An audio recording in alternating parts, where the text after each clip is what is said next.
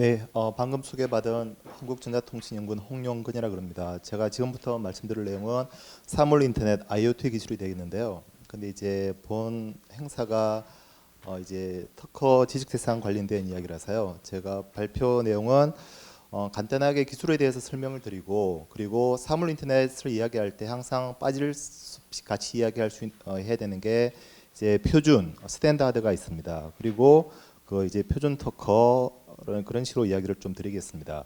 그 맨 처음에 이제 하홍준 팀장께서 말씀하실 때 10대 이슈 중에서 이 사물 인터넷과 관련된 것이 그 첫 번째 4차 산업혁명에 이야기할 때 항상 이 사물 인터넷이 그 4차 산업혁명의 주요한 키워드가 되겠고, 그다음에 아홉 번째 표준 특허 이야기를 하셨습니다. 이 표준 특허 이야기를 할 때 이 사물 인터넷이 현재 표준 특허에서 많은 이제 이슈가 되고 있습니다. 목차는 이제 이런 식으로 되고 있고요. 먼저 이 개요 부분인데 그 보통은 이제 우리가 ICT 기술을 이야기할 때는 특정 분야 아니면 특정 표준화 기구 아니면 특정 서비스 도메인 같이 어떤 특정 분야에서 어떻게 잘하면 되지만 이 사물 인터넷 IoT 특징을 말씀을 드리면 잘 아시는 것처럼 이게 없던 것이 하루 아침에 나온 것은 아닙니다. 예전에 그 RFID, USN, 센스 네트워크, 유비쿼터스, 뭐 M2M 그런 것들이 계속 발전하면서 뭐 2014년, 15년, 16년 크게 이제 화두가 되었는데요. 그러다 보니까 이 사물 인터넷과 관련된 기술이 굉장히 넓습니다. 많습니다. 그래서 시장에 기술이 없을 때는 그 하나의 기술이나 하나의 어떤 그런 메커니즘이 중요한 시장을 좌지우지할 수 있겠지만 사물 인터넷을 보면 어떠한 서비스를 구현하기 위해서 사용할 수 있는 기술이 굉장히 많습니다. 그래서 어떤 연구소나 아니면 어떤 표준화 기구에서 훌륭한 기술을 만들어도 그런 기술을 시장에서 사용하지 않으면 아무런 의미가 없어지는 겁니다.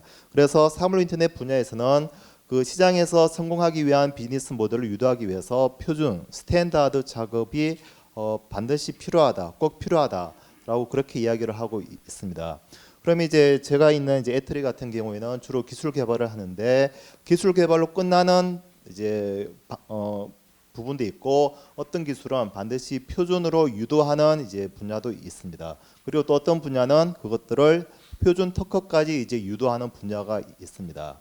그리고 이제 이 표는 이제 가장 이상적인 건데요.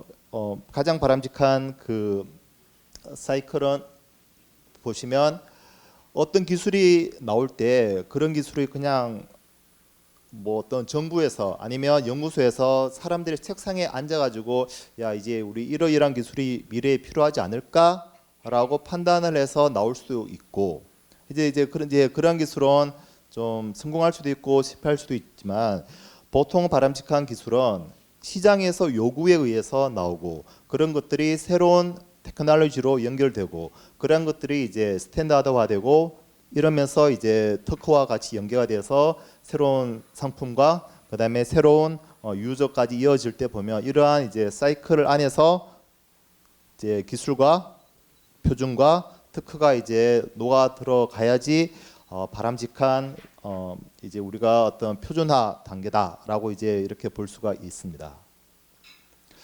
이제 사물 인터넷에 대해서 개요를 좀 정의를 말씀드리면 지금 현재 그 사물 인터넷 제가 이제 주로 과제를 수주하는 쪽은 이제 미래창조과학부인데요. 그 미래창조과학부의 각종 보고서를 보면 사물 인터넷은 인터넷을 기반으로 이렇게 쭉쭉쭉 나와 있습니다. 근데 지금은 보면 누구나 다 이렇구나라고 이해를 하시지만 국내도 그렇고 해외도 그렇고 이런 사물 인터넷 정의를 내리는데 굉장히 많은 시간과 그다음에 많은 논란이 있었습니다. 왜냐 그러면 기존에 없던 기술이 새로 나왔다 그러면 이제 우리가 어떤 정의나 아니면 어떤 새로운 개념을 도입하는데 조금 더 쉽지만 이 사물 인터넷은 말씀드린 대로 기존의 RFID, USN, 센스 네트워크, 유비쿼터스, M2M 그런 것들이 복합되어서 나온 기술이다 보니까 자 사물 인터넷이 무엇입니까? 이야기해 보세요라고 했을 때 다 자기가 전공했던 분야에서 쳐다보기 때문에 그러한 분들이 모여서 어떤 이러한 정의를 내린다는 게 국내도 그렇고 해외도 그렇고 상당히 쉽지 않았습니다. 그래서 14, 15, 16 많은 시간이 흘러서 어느 정도 이렇게 좀 잘 정의가 되었고요. 그리고 이런 사물 인터넷의 특징을 말씀드리면 앞에서도 제가 말씀드렸다시피 이것도 역시 그 미래의 볼수 나온 이제 그 보고서에 보면 나오는데 사물 인터넷 기술은 서비스, 플랫폼, 네트워크, 디바이스, 보안, 이제 CP&SA라 그래서 기술 전 범위에 이제 걸쳐 있습니다. 그래서 저도 에트리에서 사물 인터넷 과제를 하는데 이 전 범위를 다 저도 커버 못하고 저는 이제 네트워크하고 이제 플랫폼 이 두 가지 분야를 다루고 나머지 분야는 또 다른 뭐 분 아니면 다른 연구소에서 진행이 되고 있고 그렇습니다. 그래서 제가 오늘 기술적인 내용은 다 다룰 수는 없고 이 했던 사물 인터넷에 관련된 기술적인 범주는 굉장히 이제 넓다라고 말씀을 드리겠습니다. 이제 좀 표준 이야기를 말씀을 드리겠는데요. 앞에서 말씀드린 것처럼 이 기술이 워낙 범위가 넓고 또 많은 기술이 나오다 보니까 언어 표준화 기구 아니면 어떤 회사에서 새로운 기술을 만들었다 그래서 그 기술이 시장에서 성공한다라고 말할 수가 없습니다. 특히 이제 이런 사물 인터넷의 가장 기본적인 철학은 모든 것을 연결한다. 커넥티드 뭐 그 국내 모 통신사 광고에도 보면 이제 모든 것을 연결하는 과정에서 뭐 새로운 가치를 창출한다라고 되어 있듯이 모든 것을 연결해야 된다는 이제 기본적인 요구사항이 있습니다. 그러면 모든 것을 연결하기 위해서는 어떤 특정 제품이나 아니면 특정 기술이 좋으면 뭐 다른 거하고 다른 회사 제품이랑 연결을 하지 않고 우리 회사 제품끼리만 잘하면 된다라고 생각할 수 있겠지만 이 사물 인터넷은 나만 잘해서는 안 되고 내가 가지고 있는 기술이랑 또 상대방이 가지고 있는 기술이랑 또 다른 쪽에서 가지고 있는 기술이 서로 연결돼야지만 이제 사물 인터넷의 진정한 추구하는 이제 바가 이루어지는데요. 그러다 보니까 사물 인터넷을 하는 쪽은 대부분 이런 표준화 기구, 이 표준화 기구 보시면 아마 많이 보셨을 것 같은데 ITU, ISO 같은 정부 주대 공적 표준화 기구와 그 다음에 ITF, IEEE 3GPP 같은 시장 산업체 중심의 표준화 기구도 있습니다. 그러다가 최근에 이제 또 많이 신문에서 나오는데 삼성이 주도하고 있는 OIC, 그다음에 LG가 또 열심히 참여하고 있는 올신 얼라이언스, 그다음에 구글이 하고 있는 스레드 등 전통적인 우리가 표준화 기구라고 말하지는 않지만 최근에 IoT 관련해서 급격하게 이제 등장한 이것들은 이제 우리가 아직까지는 표준화 기구로는 부르지는 않고 어떤 산업 포럼 얼라이언스라고 부르는데요. 이러한 쪽에서도 많은 스탠다드는 아니지만 이제 규격을 만들고 이런 작업에 이제 참여를 하고 있습니다. 그리고 이거는 어떤 스탠다드 맵인데요. 그 앞에서 말씀드린 여러 표준화 기구들이 전체적인 그림에서 봤을 때 디바이스 영역, 그 다음에 백엔드 통신 영역, 그 다음에 서비스 영역으로 나눴을 때 각각 이렇게 위치를 차지하고 있다라는 걸 보여드린 거고요. 그 다음에 약간 기술적인 계층에서 말씀드린다면 이제 이거는 이제 ISO, OSISM 레이어를 쫙 밑에서부터 펼쳤을 때 많은 표준화 기구들이 차지하는 영역과 그 다음에 그 각각의 어떤 특징적인 기술 프로토콜들을 쭉 나열했습니다. 보면 많은 부분들이 IoT 관련해서 이렇게 차지하고 있다를 말씀드리고요. 그리고 이거는 조금 더 쉽게 계층적으로 도시화를 했는데 가장 밑에 띵 디바이스 영역, 그 다음에 네트워크 커넥티비티 영역, 그 다음에 플랫폼 영역, 그 다음에 서비스 영역으로 봤을 때 띵 영역에는 이제 구글이나 아니면 최근에 이제 애플도 홈킷이라는 거 나왔고 구글 위브나 브룰리오 타이젠 같은 것들이 있고 커넥티비티 네트워크 영역에는 우리가 잘 알고 있는 뭐 IEEE 3GPP 뭐 LTE 그다음에 IP 버전 4 버전 6 플랫폼 영역에는 이제 1M, 2M, 뭐 OIC, 올신 얼라이언스 레드 같은 이런 대표적인 기술과 그다음에 표준화 기구들이 이제 포진하고 있습니다. 그래서 이 각각의 표준화 기구가 지금은 서로 경쟁도 하고 협력도 하고 그렇게 좀 어떻게 보면 춘추전국 시대로 진행이 되고 있다라고 말씀을 드릴 수 있겠습니다.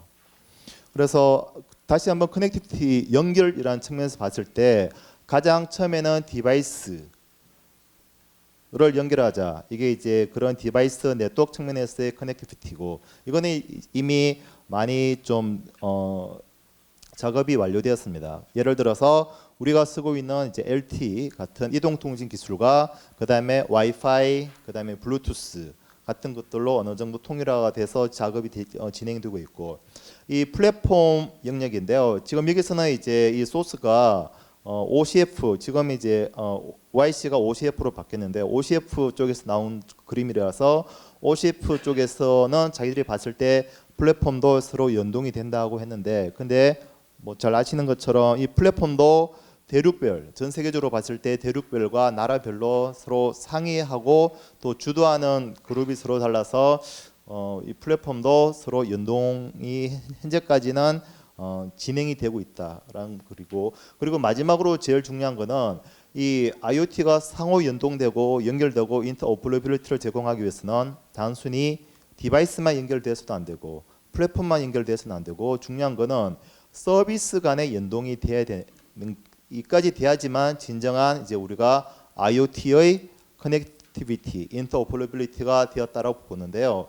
근데 이 서비스의 영역이 아직까지 진행이 안 되고 있고 앞으로 남아 있는 영역이 되겠습니다. 예를 들어서 국내만 하더라도 이제 여러 가지 IoT 서비스 중에 많이 이야기되고 있는 게 도로에서 사고가 났어요. 그러면 그 사고가 났던 걸 뭐 경찰청이나 아니면 도로 공사에서 인지를 하겠죠. 그래서 그런 사실을 경찰청이나 아니면 그 병원 쪽에 알리고 또 병원 쪽에서도 되는데, 그 각각의 서비스에서 돌아가는 디바이스는 어느 정도 연동이 되는데, 지금 현재 그 정부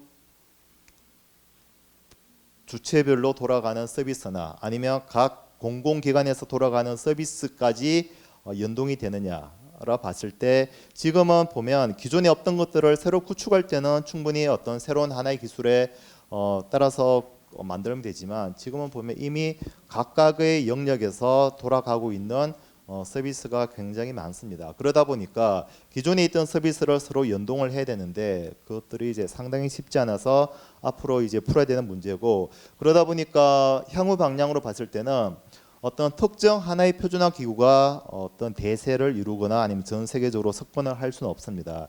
여기 이제 그림으로 나오는데, 이 1M2M이 그런 목적으로 출범했다가 지금은 이 1M2M도 그냥 원 오브 댐의 표준화 기구로 있고, 다른 올신 얼라이언스나 아니면 이런 OIC, OCF, 뭐 와시스, 오마, ITF 같은 것들이 서로 표준화 기구가 서로 이렇게 협력하고 뭐 필요하면 상호 연동하는 이런 식으로 이 표준화가 흘러갈 것 같습니다. 그리고 그 다음에 이제 이런 걸 조금 더 이제 표준화 현황 분석이라고 했는데, 이거는 이제 미래보 같이 보고서 작업했던 내용을 가지고 왔는데요.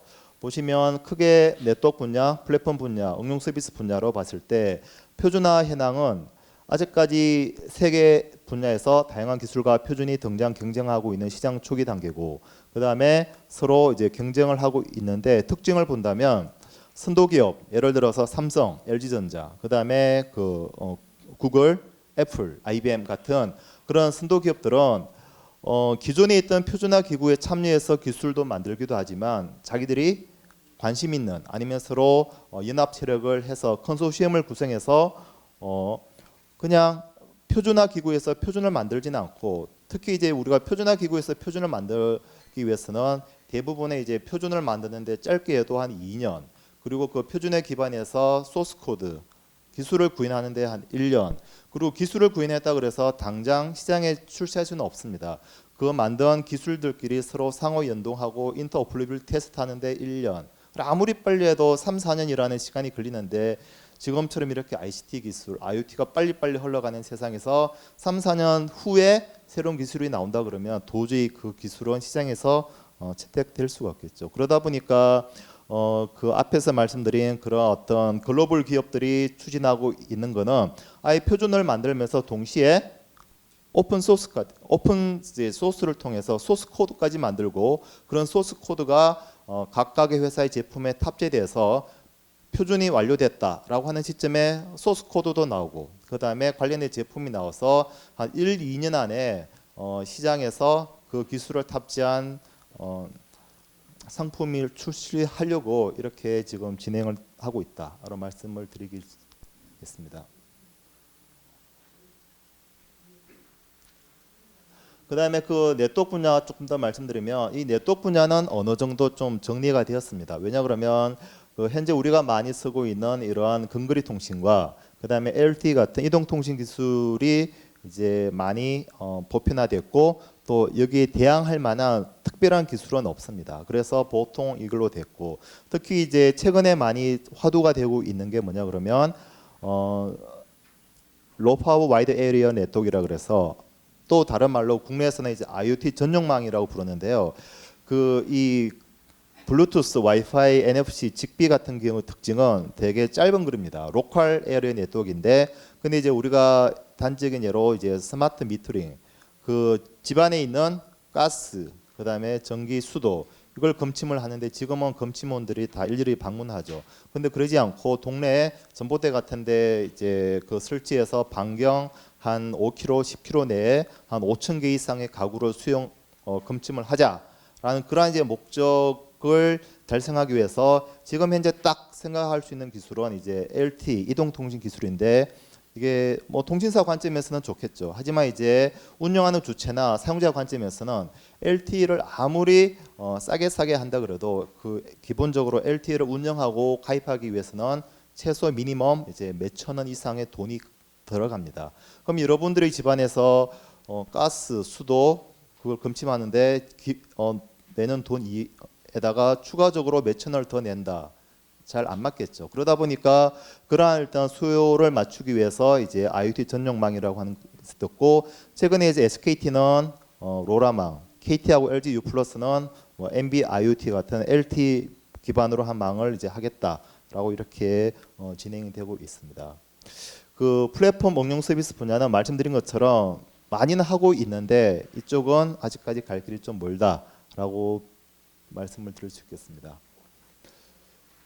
이제 좀 특허 이야기를 말씀드리겠는데요. 그 제가 기술 개발과 표준화도 하지만 작년에 보면 이제 특허청하고 그 지식재산전략원하고 또 한 작업이 뭐냐 그러면 그 미래부에서 매년 연말에 내년도 신규 R&D 과제를 이제 뽑습니다. 그 뽑을 때 지금은 기술적인 관점에서 이 기술이 필요하냐 안 필요하냐 다른 것보다 어떤 우선순위가 있냐로 뽑았는데 작년 한 해 저희가 작업한 것들이 어떤 거냐 그러면 그 사물 인터넷 표준 특허 전략 맵이라는 보고서를 만들었습니다. 근데 제가 보니까 아직 그게 오픈은 안 되었더라고요. 그래서 내용은 못 따봤는데 그때 이제 작업한 게 뭐냐 그러면 그 우리가 단순히 미래부에서 내년도 R&D를 만들 때 지금은 그냥 어떤 기술적인 우위나 아니면 시장에서의 필요성 했는데 작년에 하나 더 플러스가 된 게 표준 특허 관점에서 이 기술이 표준 특허로 창출을 하는데 얼마만큼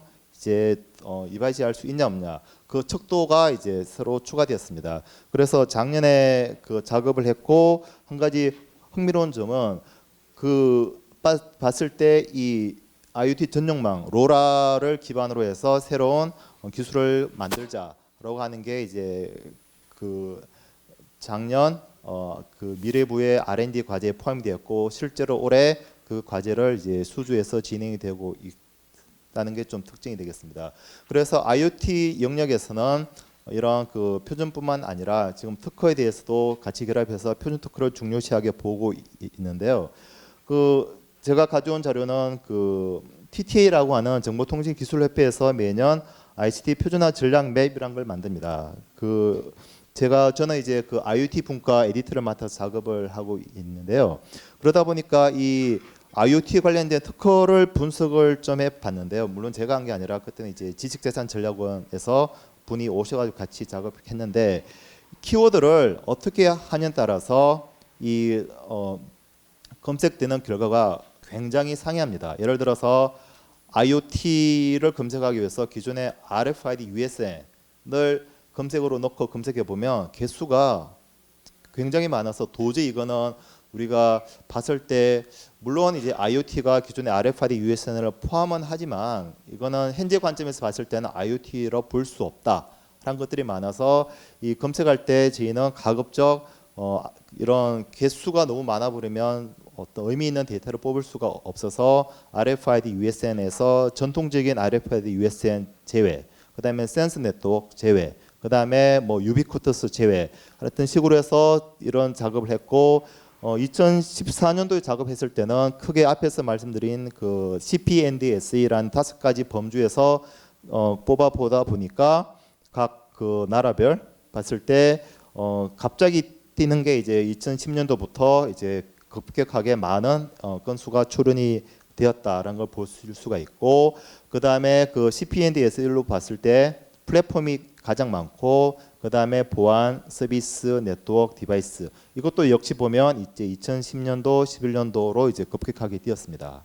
그러다가 저희가 올해 또 이런 작업을 했었는데, 올해 이제 저희가 작업을 할 때 예전에 했던 것처럼 CPNDSE별로 작업을 할 거냐, 아니면 그 저희가 그 이 IoT 분과에서 작업을 할 때 총 11개의 중점 표준 항목을 도출을 했고, 그 11개 중에서 IoT 식별체계 기술, 피트니스 헬스케어, 그다음에 데이터 공통 모델링 배낭 프레임, 그다음에 LPW IoT, 그다음에 보안키 관리, 이 5개의 키워드를 가지고서 저희가 검색을 해봤는데 이것도 보면 건수는 그렇게 많지는 않지만 보면 미국이 가장 지금 많이 되고 있고, 한국도 상당히 이쪽 분야에 이제 많은 특허가 내고 있다라는 걸 볼 수가 있습니다.